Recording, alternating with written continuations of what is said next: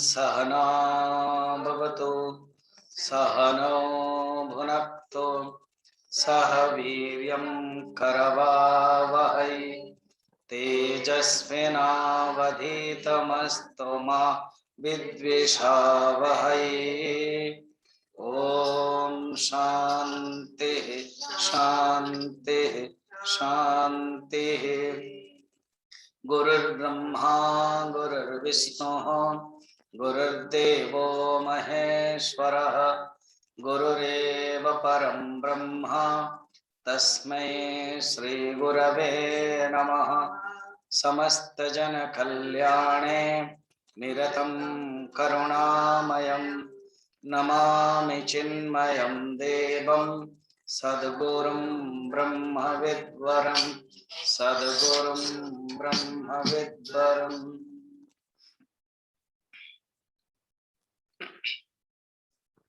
श्री राम जय जय राम। श्री राम जय जय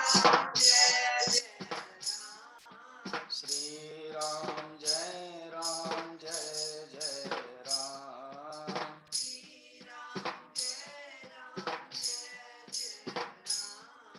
श्री राम जय जय राम। श्री राम जय जय राम।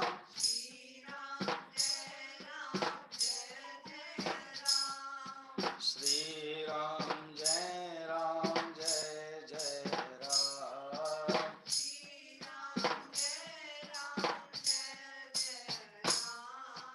जय जय राम। जय श्री राम। तुलसीवर रामचंद्र की। तैत्तिरीय उपनिषद के अष्टम अनुवाक माना जाता है इसको। ब्रह्मानंद वल्ली उपनिषद के 3 वल्ली हैं, शिक्षावल्ली, ब्रह्मानंदवल्ली एंड भृगुवल्ली। शिक्षावल्ली इसलिए नामकरण हुआ था कि वहां शिक्षा जो हमारे वेदांग है 6 शिक्षा, कल्प, छंद, व्याकरण, निरुक्त और ज्योतिष, इसको बोलते वेदांग। उसमें से शिक्षा क्या है? फोनेटिक्स है, उदात्त, अनुदात्त, फिर स्वरित और संधि, संहिता आदि व्याकरण और शिक्षा को लेकर के बताने के कारण उसको शिक्षा बल्ली कहा गया। बल्ली का अर्थ है ब्रांच, जो बड़े तना होते हैं वो ब्रांच है, उसको बोलते हैं बल्ली। तो जिसको हम लोग सेक्शन कह सकते हैं। एंड जो एक सेक्शन है, एक चैप्टर जो हमें कहा जाता है, महाभारत में जिसको पर्व कहा गया है, रामायण में जिसे कांड कहा गया है, भागवत में जिसे स्कंद कहा गया है, तो वो है। तो उसको यहाँ पर बल्ली कहते हैं। लता 3 प्रकार के बल्ली है। फिर उसमें अनुवाक, अनुवाक माने परिच्छेद, जो बहुत बड़ा सेंटेंस होता है उसको बोलते हैं अनुवाक। तो अलग अलग अनुवाक है। तो ये लास्ट अनुवाक चल रहा है, उसको बोलते हैं आनंद मीमांसा टॉपिक है, एनालिसिस ऑफ ब्लिस, आनंद। उसके जो 12 डिग्री है वो बता रहे हैं। तो पहला है मानुष आनंद, जिसको हम लोगों ने अच्छी तरह से कल बताया है। अब ये जो मानुष आनंद है वो एक मनुष्य के जो आनंद मिलता है, मनुष्य को जो खुश संसार में जो मिलता है, उसको कहा गया है मानुष आनंद। उसको जो 100 टाइम्स है वो है मनुष्य गंधर्वाण। मनुष्य गंधर्वाण को गुरुदेव बोलते हैं टेरेस्ट्रियल एंजल है वो। तो उसमें टेरेस्ट्रियल एंजल का अर्थ यह है कि वो लोग मनुष्य है जो अपना कर्म करके उस स्थिति को प्राप्त करते हैं, उसको कहते हैं वो मनुष्य गंधर्वाण है। वो सेकेंड स्टेज है। तो मनुष्य आनंद इंटू 100, प्लस नहीं, इंटू, गुना। मल्टीपल जिसे बोलते हैं, वो है मनुष्य गंधर्व। इसमें मनुष्य गंधर्व के जो खासियत है, जो क्वालिटी है, आचार्य शंकर बता रहे थे, उनके पास अंतर ध्यान आदि शक्ति संपन्ना। कल इसको हम लोग डिटेल देख रहे थे। वो लोग भी कैटेगरी लोग हैं। अब जैसे हनुमान जी है, भगवान शंकर के अवतार हैं, और रुद्र अवतार, उनके पास अष्ट सिद्धि नवनिधि के दाता। फिर इवन कोई जादूगर होता है, आप अपने जीवन में कोई ना कोई जादूगर का देखा होगा, किसी सरकार से लेकर के क्या क्या सरकार है, जादूगर होता है। मैंने आपको कभी, वो लोग भी अंतर्ध्यान हो जाते हैं, वस्तु को अंतर्ध्यान कर देते हैं। हमें याद है हमारे कोर्स के समय सिद्धवाड़ी में एक बनारस से एक जादूगर आए, तो आचार्य ने, हमारे जो आचार्य समय आत्मानंद जी थे उस समय, तो परमिशन लिया, कुछ दिन रुके, शादी नहीं किए हुए, तो उनको अच्छा लग रहा था वेदांत, रुके। तो गुरुजी को कहा कि हम थोड़ा सा, गुरुजी माने जो हमारे आचार्य, उनको कहा कि हम दिखाएंगे बच्चों ब्रह्मचर्य। ठीक है। तो शाम, उस समय तो बहुत फ्री था, लोग भी आते थे शाम को, सत्संग रामायण लेते थे, तो डिक्लेयर हुआ, बहुत लोग थे और ब्रह्मचारी लोग थे, हम लोग। फिर वो नर्सिंग चल रहा था कॉड का, वो लोग, लड़कियां लोग भी, और मैं तो एक्टिव था ही स्टूडेंट के रूप में। और हमारा जो कॉरिडोर, हम ऊपर रहते थे सत्संग हॉल, हॉस्टल, उसमें वो रहते थे, तो इसलिए परिचय तो हो गया था। और एक अतिथि है, जादूगर है, तो इसलिए कभी कुछ पानी दिया, कुछ देना, संपर्क हो गया। उन्होंने अपना अपना दिखाया, जैसे कॉमन होता है ना, वो ऐसे करेंगे, रुमाल है और ऐसे निकालेंगे तो कबूतर निकलेगा, वो कॉमन है। फिर निकालेंगे तो फूल निकलेगा, वो कॉमन है। फिर निकलेगा तो व्हाइट, जो कबूतर व्हाइट पक्षी निकलेगा, ऐसे कुछ कुछ निकला। तो एक ने, वो जादूगर ने मुझे बुलाया, मैं गया स्टेज में, और ने कहा कि प्लेट में क्या है, तो देखा कि एक प्लेट था, 2-3 रसगुल्ला था व्हाइट, तो कपड़ा था, ये मेरे एक्सपीरियंस की बात बता रहा हूँ। तो उन्होंने कहा कि खाओ। खाओ, डरो मत, खाओ, ये जो पास वाला जो होटल है वहीं से लाया हूँ, कोई जहर नहीं है, खा लो।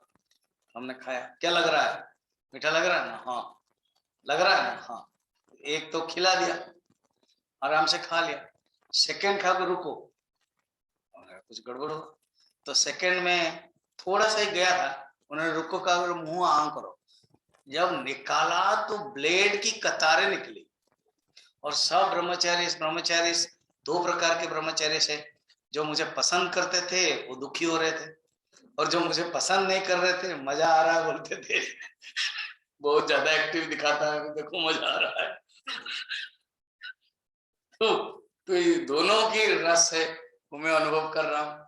फिर मेरे अंदर क्या है ना, मेरे अंदर थोड़ा सा लगता तो था, देखा जाए तो अभी में हम बोल रहे हैं, मगर उस समय जाएंगे 85 में, लगता था क्या हो रहा है, इसे कैसे निकल रहा है, हमने तो ब्लेड नहीं खाया।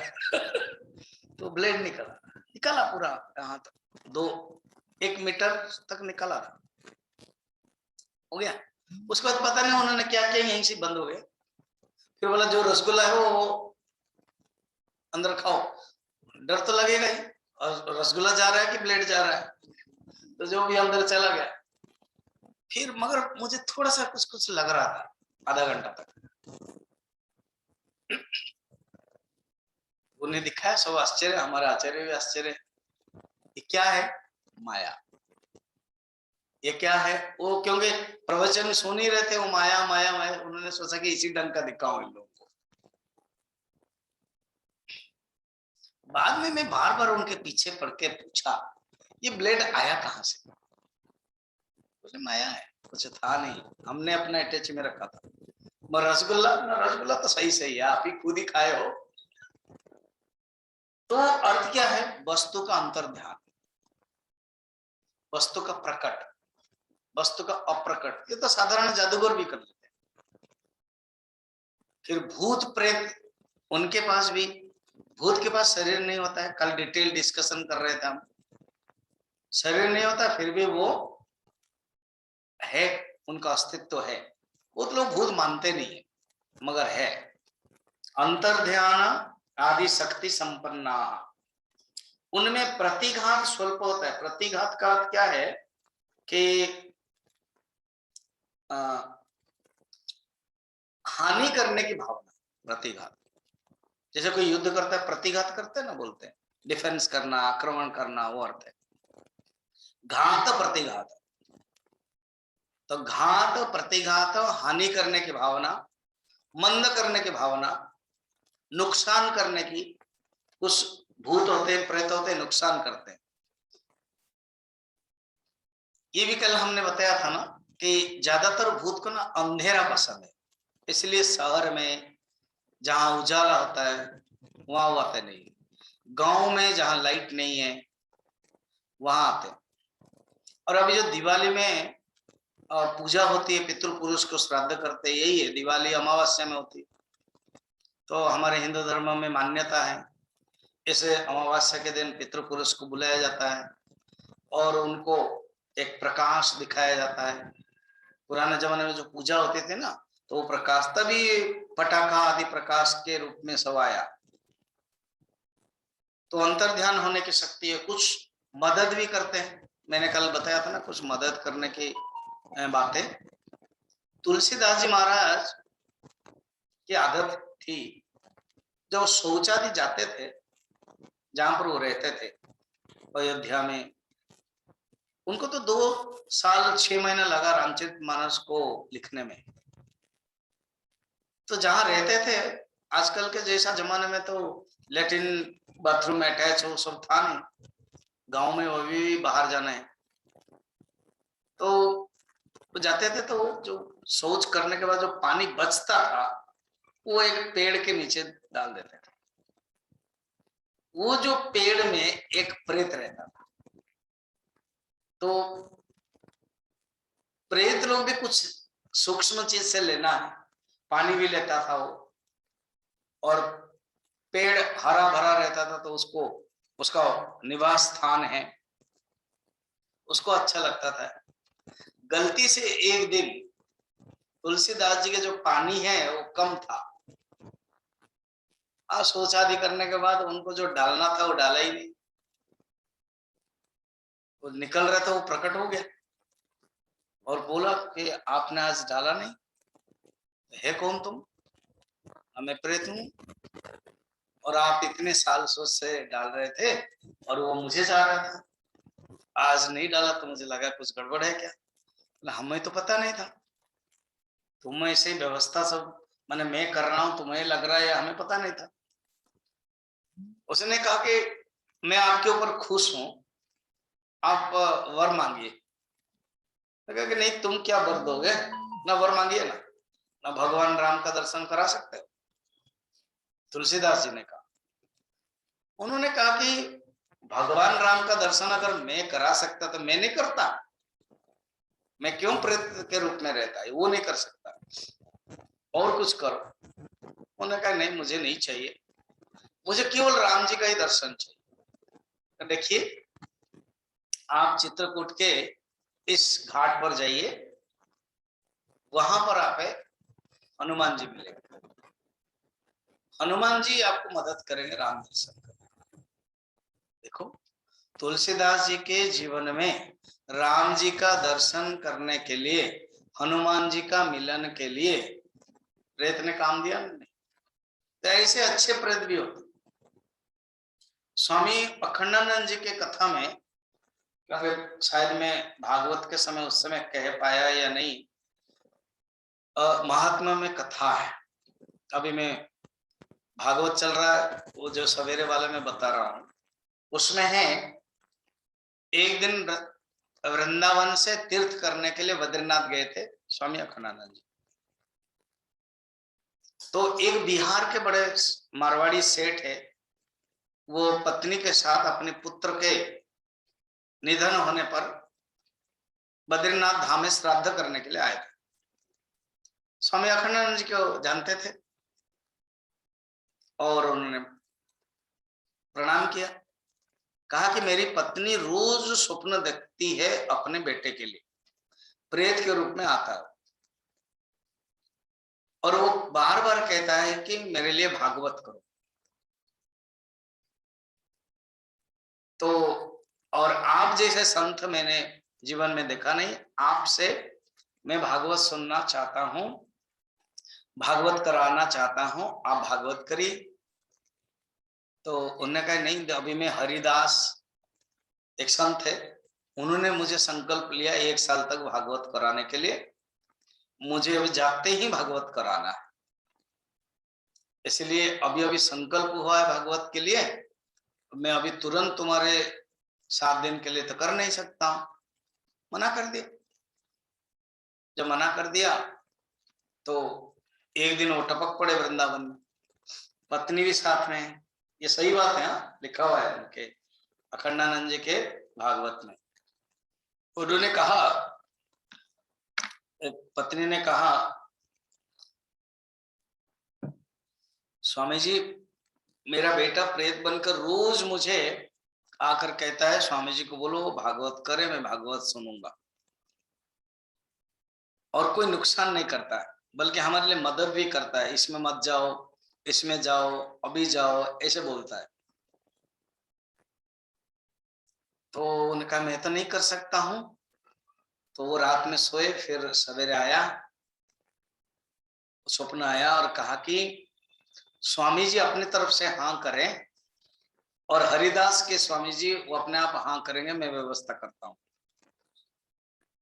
तो वहां उनको स्वप्न हुआ, स्वामी जी मैं प्रेत हूं, मैं उन्हीं के मुख से ही सुनने के लिए चाहता हूं, और आप उनको छोड़ दें। 7 दिन वृंदावन में, वृंदावन से दूर है हरिदास के आश्रम का।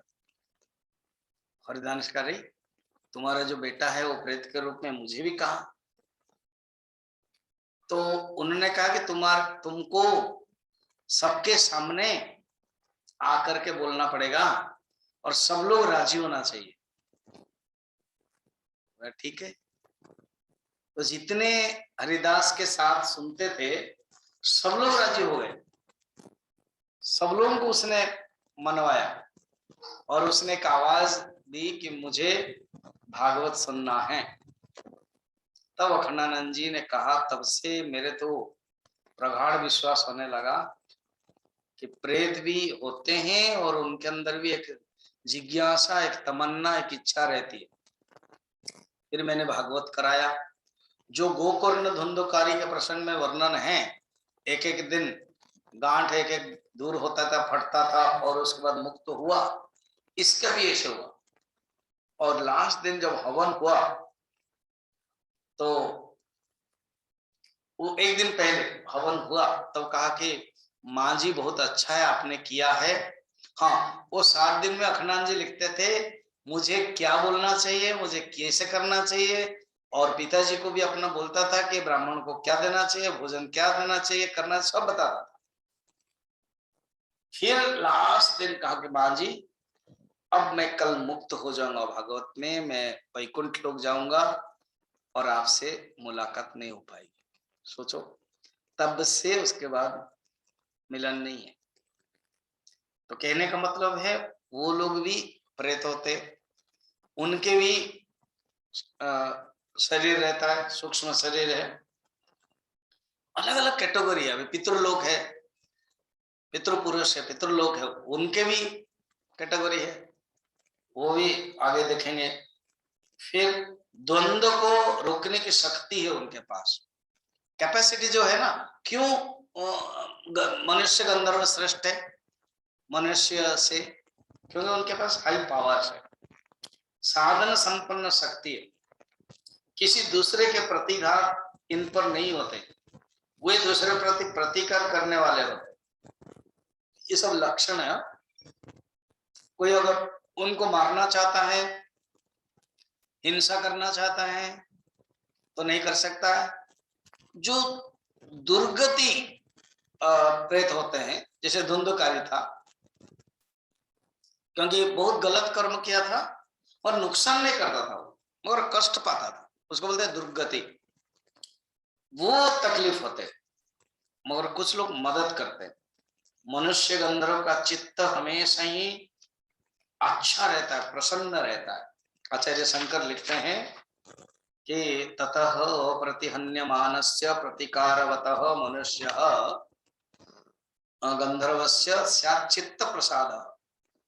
उनके अंदर चित्त प्रसाद रहता है, वो खुश रहते हैं। तत्प्रसाद विशेषात सुख विशेष अभिव्यक्ति ही। इसलिए मनुष्य आनंद से वो श्रेष्ठ है, क्योंकि उनके पास हाई क्वालिटीज के कारण रहते हैं। अब आगे के जो नंबर 3 का कौन है, पढ़ते हैं। ते ये सतम मनुष्य गंधर्वाणा मानंदा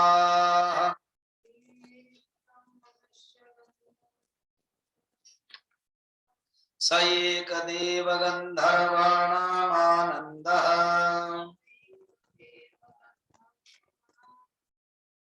श्रोत्रियस्य च कामः तस्य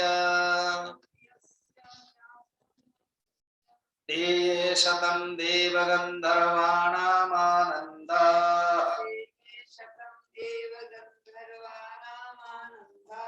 स एक पितॄणां चिरलोकलोकानामानन्दः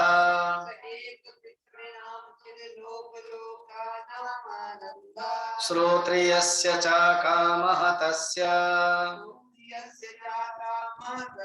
ते ये शतं पितॄणां चिरलोकलोकानामानन्दः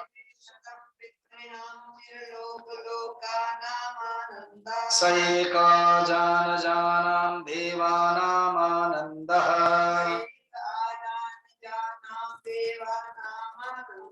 श्रोत्रियस्य च कामः तस्य। अभी और 2 कैटेगरी बता रहे हैं। तीसरा कैटेगरी है देव गंधर्वाणा। देव गंधर्वाणा कहते हैं सेलेस्टियल एंजल। ठीक, ये टेरेस्ट्रियल और ये सेलेस्टियल, ये इंग्लिश का है, गुरुदेव बोलते हैं। एक है मनुष्य गंधर्व और एक है देव गंधर्व। कहते हैं पूर्व के स्टैंडर्ड से उत्तर स्टैंडर्ड में चित्त प्रसन्न ज्यादा है। मन के जो ट्रैंक्विलिटी है, मन के लिए जो प्रसन्न है, वो ज्यादा होने के कारण आनंद सतगुण कहा गया है। आनंद के सतगुण के उत्कर्षता है। अच्छा, और मनुष्य विषय के जो भोग की कामना है, तत्वज्ञानी का चित्त आघातित नहीं होता है, इसलिए मनुष्य आनंद से 100 गुना अधिक उत्कर्ष ब्रह्मज्ञानी के आनंद में होता है। ये मनुष्य गंधर्व आनंद से की गई है, वो एग्जाम्पल में बता रहे हैं। अब कहते हैं सुनो, जो थर्ड है देव गंधर्व। ये देव गंधर्व कौन है ना? देव गंधर्व वो है जो देव गंधर्व इति सृष्टि काल एव देवलोक समित्पन्ना गायका देव गंधर्व इति साययाना।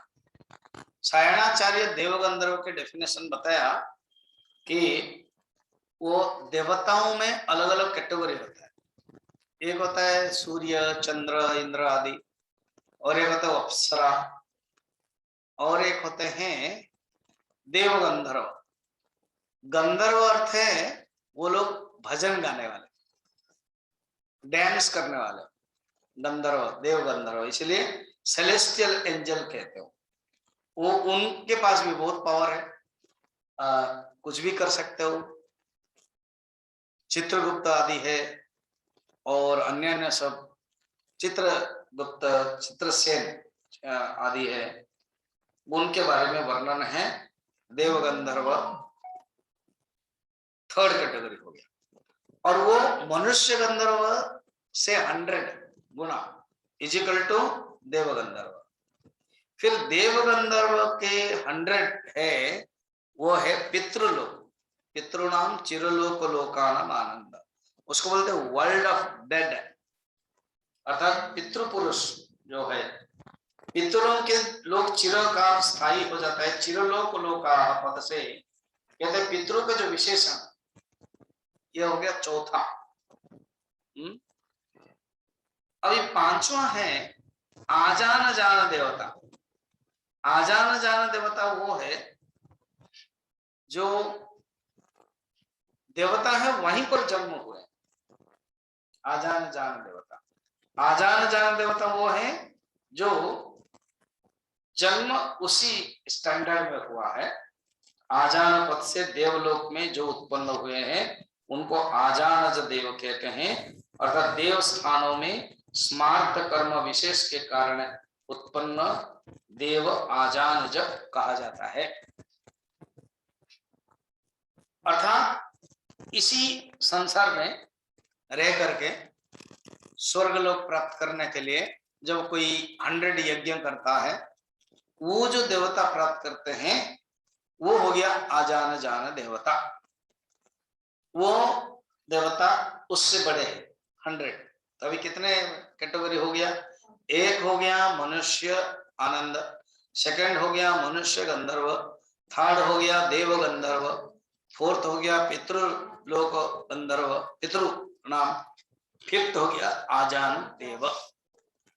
अब आजान देव इंटू 100 उसको कहते हैं कर्म देवता।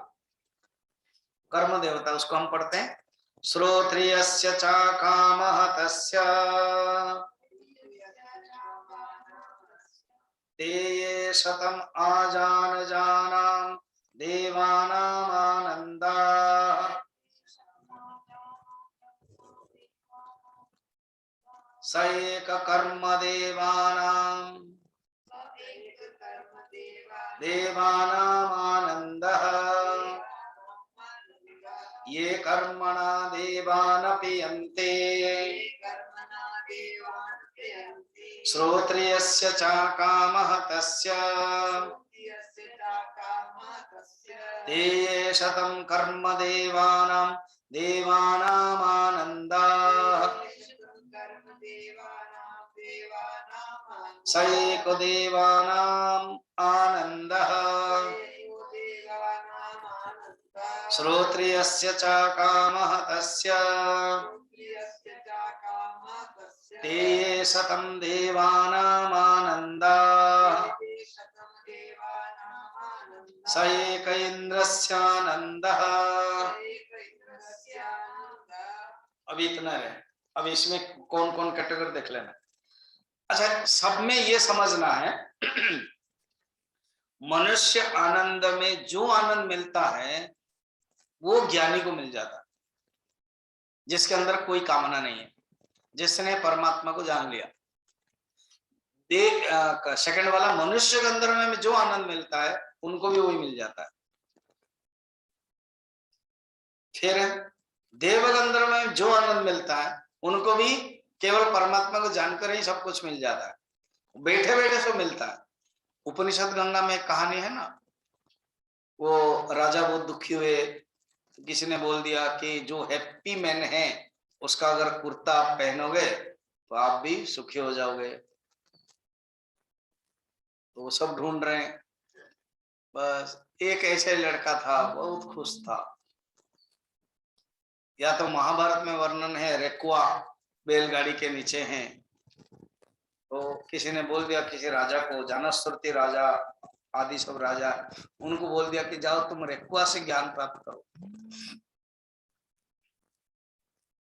तो रेकुआ कौन है? उपनिषद में कि बैलगाड़ी के नीचे हैं और वो सूखी सूखी रोटी खा रहे, उसमें से कुत्ता को दे रहे और बैठे बैलगाड़ी के नीचे। इधर राजा सुना कि इसी मंदिर के पास ऐसे हैं और नीचे हैं, बैलगाड़ी के नीचे बैठे होंगे, ये किसी ने खबर दिया तो गए धन लेकर के। तो उन्होंने मना कर दिया, एक धन से थोड़ी सुख मिलता। तो वो जो ज्ञान दिया वो उपनिषद का ज्ञान हो गया। तो इसी प्रकार यहाँ उनको केवल ब्रह्मानंद के अनुभव से सब आनंद मिल जाता है जो एक एक कैटेगरी लोगों को मिलता है। पितृलोक 4 नंबर, आजानज देव 5 नंबर, कर्मदेव। अब कर्मदेव माने क्या है? कर्मदेव माने कि कर्म से उनको मिलता है, जैसे अग्निहोत्र आदि कर्म किया, वैदिक कर्म किया, कर्म से देव भाव को प्राप्त करते हैं, उसको बोलते हैं कर्मदेव। यज्ञ आदि जो 33 देवता है उस देवता को प्राप्त करते हैं, कर्म देवता। फिर उससे जो 100 है, कर्म देवता इंटू 100 मल्टीप्लिकेशन, वो है खाली देवता। उस देवता में कौन है? जैसे सूर्य है, चंद्र है, इंद्र बाद में आएगा, इंद्र का उसका स्थान है। ये अभी 7 नंबर चल रहा है देवता का, 7। तो कैटेगरी है। अब सूर्य के पास बहुत पावर है, इंद्र के पास भी। इंद्र तो बाद में सबका लीडर है ना, इंद्र। तो into 100 is equal to Indra देवता। तो यह 8वां है इंद्र का। इंद्र का स्टेज जो पोजीशन है वो 8 है। 7वां खाली देव। 6ठा कर्म देवता। हाँ है ना, उसमें नहीं होगा मगर है। इसमें अगर मूल श्लोक जाएंगे ना, स एक कर्म देवानाम आनंदः ये कर्मणा देवान पियन्ति, कर्म देवता। उसके बाद देवानाम आनंद है। अब ये हम लोग 7 तक आ गए। उस देवता के जो आनंद है, देवानंद बोलते, देव आनंद, उसके 100 करने से इंद्र आनंद, ये है 8वां। अभी पढ़ते हैं, पढ़ लिया। स एक इंद्र से आनंद, ये 8वां है इंद्र आनंद। इसलिए इंद्र पद जब भी पुराणों में वर्णन है, सब देवता लोग, असुर लोग इंद्र को पहले चाहते हैं, क्योंकि वो एक आनंद है, वो कैटेगरी है, हाईएस्ट कैटेगरी। इंद्र के 100 है वो बृहस्पति है, जो गुरु है उनके पास, क्योंकि इंद्र जो है वो पोस्ट जाना आना होता है। इंद्र का जो पोस्ट है वो चला जाता है, मगर जो बृहस्पति है, जो ब्रेन है, ब्रेन टैंक है, वो रहता है। इसलिए बृहस्पति माना जाता है। पढ़ते उसको। श्रोत्रियस्य च कामः तस्य ते ये शतमिन्द्रस्यानन्दाः स एको बृहस्पतिरानन्दः श्रोत्रियस्य च कामः तस्य ते ये शतं बृहस्पतिरानन्दाः स एक प्रजापतिरानन्दः श्रोत्रियस्य च कामः तस्य ते ये शतं प्रजापतिरानन्दः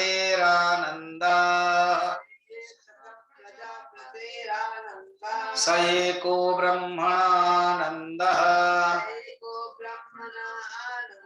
श्रोत्रियस्य च कामः तस्य। 8th स्टेप में आगे इंद्र का।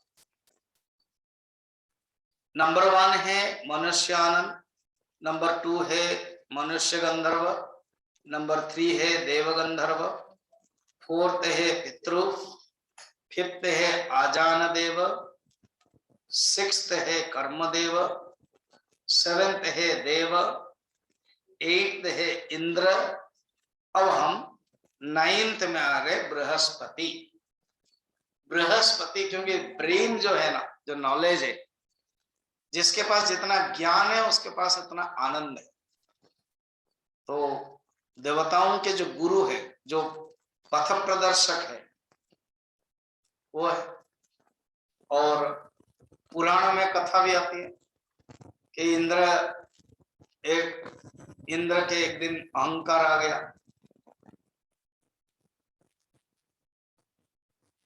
दो कथाएं आती, इंद्र को भी अहंकार आता है, पुराण में वर्णन, भागवत में वर्णन है। इंद्र बैठे हुए सब देवताओं के साथ, बृहस्पति आए तो उनका भी एक सीट है, तो नियम के अनुसार जो इंद्र आते हैं, गुरु आते हैं, तो गुरु को उठ करके प्रणाम करना। तो उन्होंने नहीं किया, तो उन्होंने कुछ कहा नहीं, फिर चुपचाप चले गए। उन्होंने ये क्या है, मैं तो राजा हूं, वो तो सिर्फ बृहस्पति है, गुरु है, जाएंगे कहा, अभी गुस्से में है, पान थूक कर फिर आएंगे, वो आए ही नहीं, चले गए, छोड़ दिया पोस्ट, रिजाइन। महाभारत में वर्णन है, जैसे विदुर जी भी छोड़ दिए प्रधानमंत्री, उन्होंने तो अपमान किया ना दुर्योधन ने, तो उनको तो गुरु चाहिए, फिर वो विश्वरूप को गुरु बनाया। दूसरे एक बार ऐसे हुआ, दुर्वासा ऋषि आए थे इंद्र को मिलने के लिए। दुर्वासा ऋषि खुश होकर के एक सुंदर माला पहनाया, राजा है, माला को उन्होंने निकाल करके बातें करते करते कुछ समय रुका नहीं, उन्होंने क्या क्या अपने ऐरावत हाथी को दे दिया। अब हाथी क्या जाने, हाँ, उसने ऐसे घुमाया और माला को कुचल दिया, तो दुर्वासा ऋषि ने अभिशाप उसी समय दे दिया आशु को, कहा कि तुमने इंद्र के पद से, ऐश्वर्य से, मद से गर्वान्वित हो गए हो, कुछ ही दिन में ही इंद्र पद से तुम विच्युत हो जाओ। सचमुच ये हुआ, बलि आया और आक्रमण कर दिया। फिर बाद में जब मारा फेरा हो रहा था, अदिति अपनी माँ के पास आए, फिर माँ ने, अदिति ने कश्यप ऋषि को कहा, फिर कश्यप ऋषि व्रत बताया, अष्टम स्कंद में वर्णन है, तब वामन भगवान हुए। कहा कि अभी बलि इतने पावरफुल है, इंद्र क्या विष्णु भगवान भी युद्ध करेंगे, जीत नहीं सकते, अभी केवल उनको मांगना पड़ेगा, वो मांगे तभी हो सकता है, उसका इतना पुण्य है और वो बड़े दानी है। तो भगवान अगर तुम्हारे पुत्र बनकर के आए, ब्राह्मण बनकर के, वो मांग ले अपने बड़े भाई के लिए, तो हो सकता है। कैसे हुआ? तो ये बृहस्पति के बारे में 100 बृहस्पति आनंद इचुको प्रजापति। प्रजापति माने जो ब्रह्मा को कभी कभी प्रजापति माना जाता है, और प्रजापति अर्थ है जैसे दक्ष प्रजापति। प्रजापति माने जो वर्ल्ड को, जैसे राष्ट्रपति, देश के हाईएस्ट पोस्ट को राष्ट्रपति कहते हैं, तो प्रजापति माने जो संसार को, जगत को चलाता वो है, उसको प्रजापति माना जाता है। इंद्र के गुरु बृहस्पति जो संसार मंडल व्यापी, समष्टि व्यष्टि रूप त्रैलोक्य स्वामी, वो विराट है, उसी को प्रजापति कहते हैं। तो विराट है वो प्रजापति है। फिर प्रजापति से Brahma, Prajapati into 100 is equal to Brahma. तो ब्रह्मा कौन है ना? हिरण्यगर्भ ब्रह्मा, जो हिरण्यगर्भ रूप है, जिसको टोटल माइंड कहते हैं वेदांत के रूप में। जो टोटल माइंड है वो ब्रह्मा है। तो यहाँ पूज्य गुरुदेव क्या कहते हैं कि Prajapati the father of the creatures, he is the creator and the greatest Joy of the universe. फिर उसके बाद ब्रह्मा, इसमें वर्णन है कि 33 कोटि देवताओं के बारे में वर्णन है। Office bearers constituted of the 8 वसु, 11 रुद्र, 12 सूर्य, इंद्र आदि सब मिलाने से द क्रिएटर प्रजापति, ये वर्णन है। फिर प्रजापति से जो 100 होता है वो ब्रह्मा के बारे में बताया। ठीक है, ये थे ये प्रजापति आनंद। हाँ, अब है ब्रह्मा से हाईएस्ट, वो है परमात्मा ब्रह्मा। वो पढ़ते हैं सयश्चायं पुरुषे यस्यासावादित्ये स एवं वित् अस्मान् लोकात् प्रेत्य एतमन्नमयमात्मानमुपसंक्रामते एतं प्राणमयमात्मानमुपसंक्रामते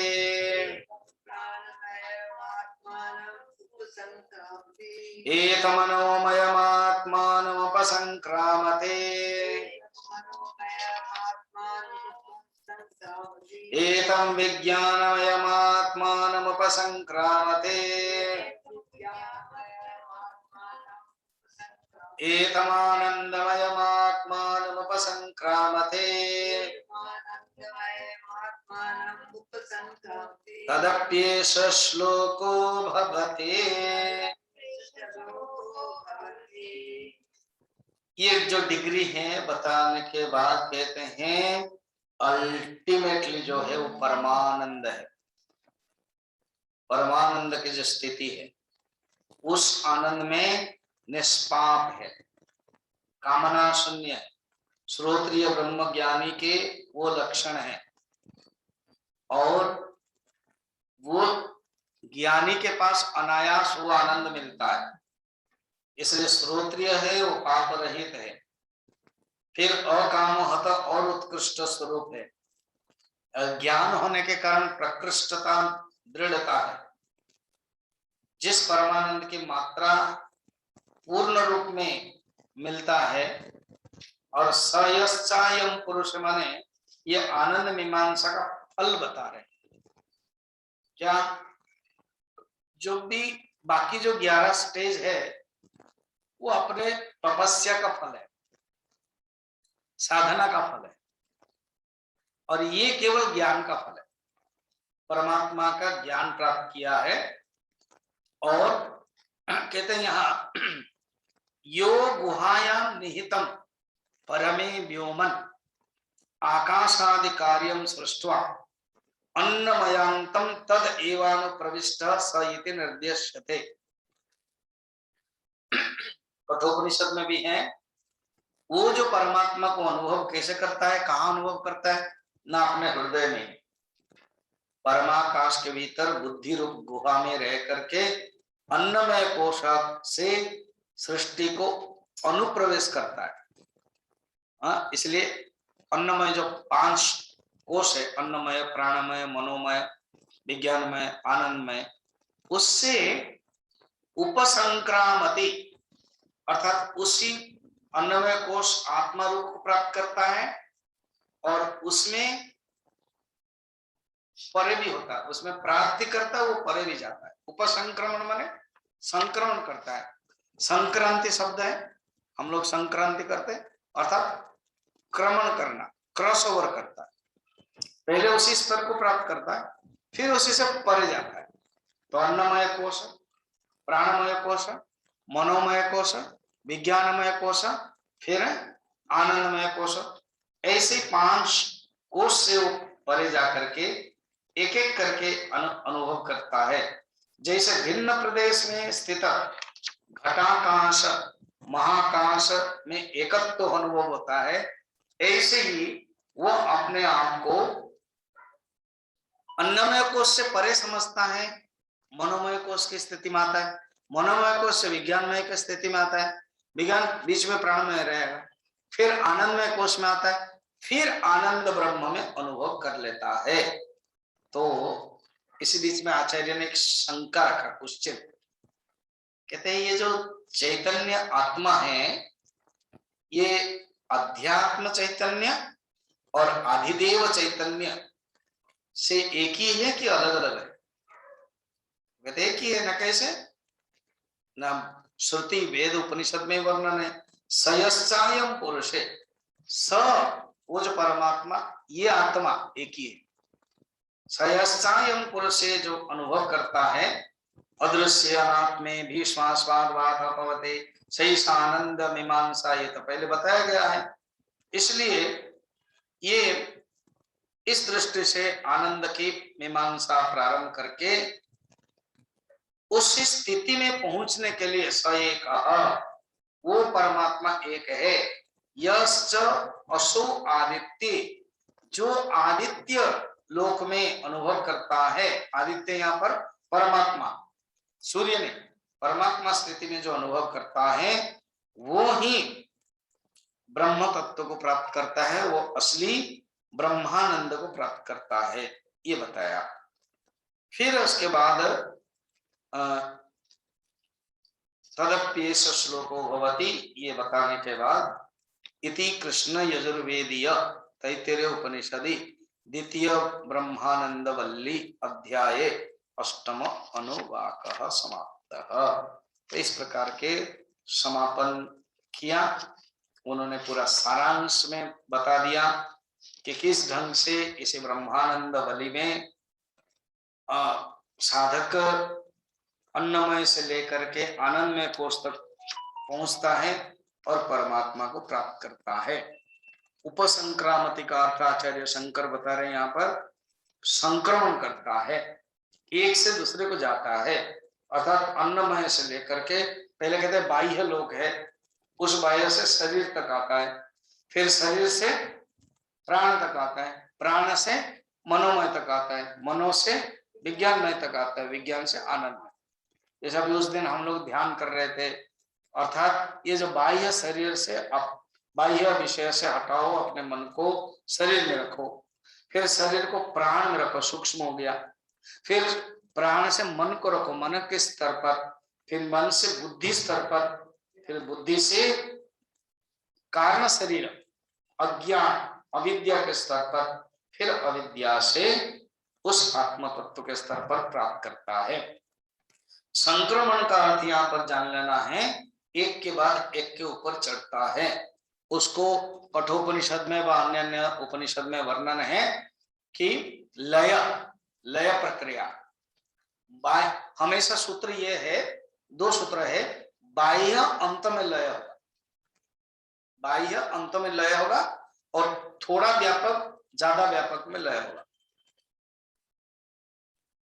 जैसे अभी ये हॉल है, इस हॉल में लय, ये टेबल चेयर सब हो जाएगा, क्योंकि ये छोटे व्यापक है। तो जो बड़े व्यापक है, वो बड़े व्यापक में छोटे व्यापक लय हो जाता है।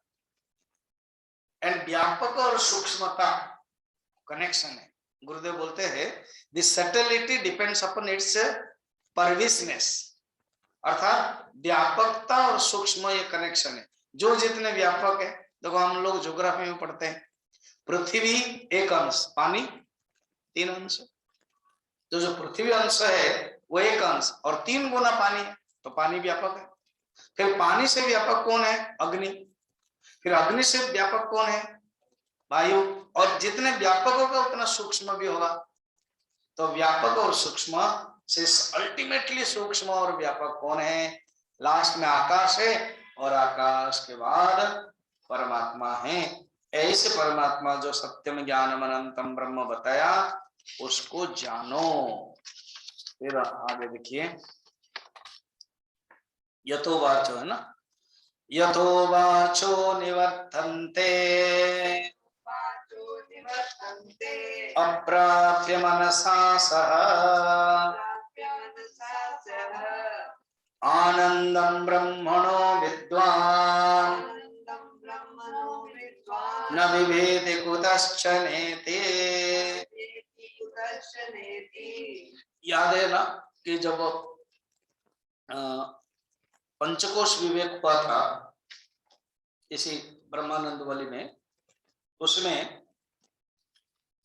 मनोमय के समय में भी बताया गया था। मनो में बताते समय ये बताया गया था कि यतो वाचो निवर्तन्ते अप्राप्य मनसा सह, अर्थात जहां से वाणी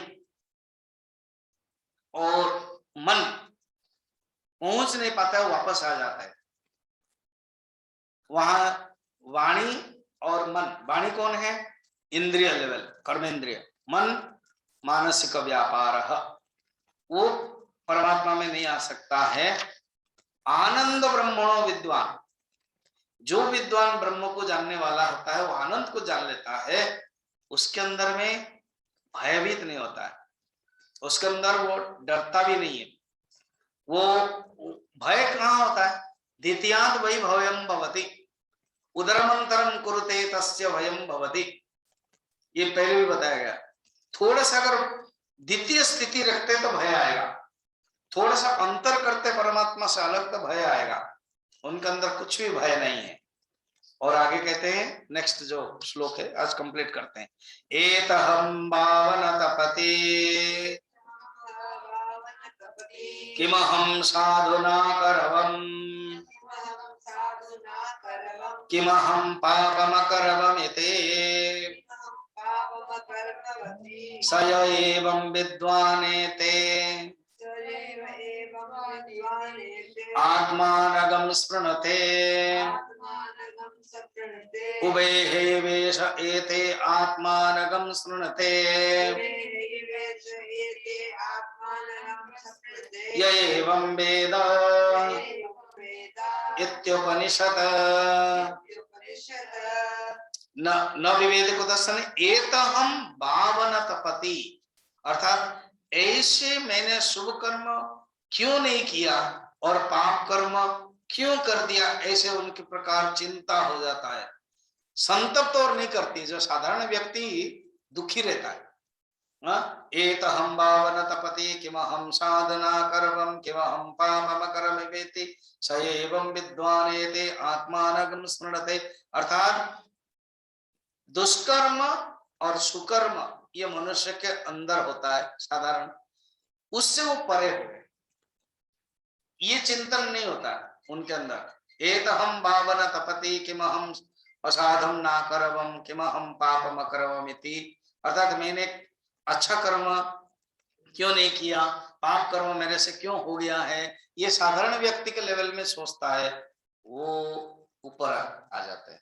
उनके अंदर से कुछ भी नहीं है। जो तीन प्रकार जो ऐषणा है ना, तीन ऐषणा, पुत्रेषणा, वित्तेषणा और धनेषणा, पुत्रेषणा, वित्तेषणा, लोकेषणा। ऐषणा मैंने इच्छा, उसको ऋषियों ने तीन ऐषणा में डाला। पहले है गृहस्थ जीवन होने के बाद पुत्रेषणा, फिर उसके लिए पैसा चाहिए, वित्तेषणा, पैसा भी हो गया और परिवार भी हो गया, मगर लोग मुझे जानना चाहिए ना, तो इसलिए लोकेषणा, मैं पैसा खुद ही कर रहा हूं तो मुझे कोई लोग जानते नहीं है तो फायदा क्या है, तो इसीलिए लोकेषणा। ये तीन ऐषणा चाहिए, बोलते हैं तीन ऐषणा से वो परे हो गए। निष्पाप अकामहत ऐषणा से वो परे हो गए।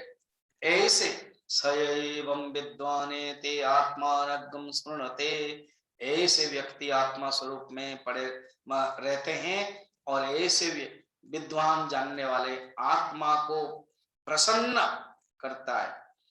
आत्मानगम स्मृणते, आत्मा को ही अनुभव करता है, आत्मा को ही प्रसन्न और सबल बनाए रखता है, अर्थात वो ही आत्मा को खुश करता है, वो ही आत्मा को जानता है, वो ही आत्मा को अनुभव करता है।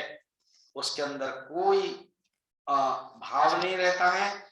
ऐसे बताते हैं यहाँ पर लास्ट में कि चिंता नहीं है, संतप्त नहीं है, जो तीन प्रकार ताप भी नहीं है, अपने आत्मा को प्रसन्न रखता है, सबल रखता है, अर्थात आत्म तत्व में वो इतना डूबा रहता है, उसके अंदर कोई दुख नहीं है, उस परमानंद तत्व में रहता है, जो तत्र को मोह को शोक एकत्वम अनुपश्यतः, इसी को ही ईशावास्य उपनिषद में कहा है।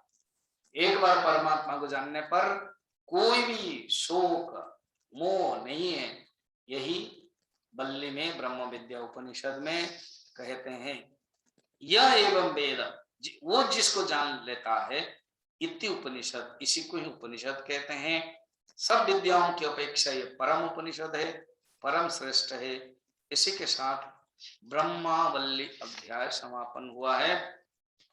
इसलिए लास्ट में भी फिर मंत्र होता है, ओम सहना भवतु सहनौ भुनक्तु सह वीर्यं करवावहै तेजस्विनावधीतमस्तु मा विद्विषावहै। ओम शांति शांति शांति। अब जो तृतीय बल्ली है वो हम लोग देखेंगे, भृगु बल्ली। मैं इसका थोड़ा सा 1 मिनट में इंट्रोडक्शन दे देता हूं। भृगु माने एक पिताजी थे, भृगुरवै वारुणी पुत्र था, और उनके पिताजी थे भृगुरवै वारुणी वरुण। तो भृगु पुत्र है और वरुण पिता है। वरुण मैंने जो वरुण देवता नहीं है, वरुण ऋषि का नाम, गुरु है। तो भृगु, जो भृगु भागवत में कथा है, ऋषि है, उन्हीं के बारे में वो है, जो छाती में मार दिया था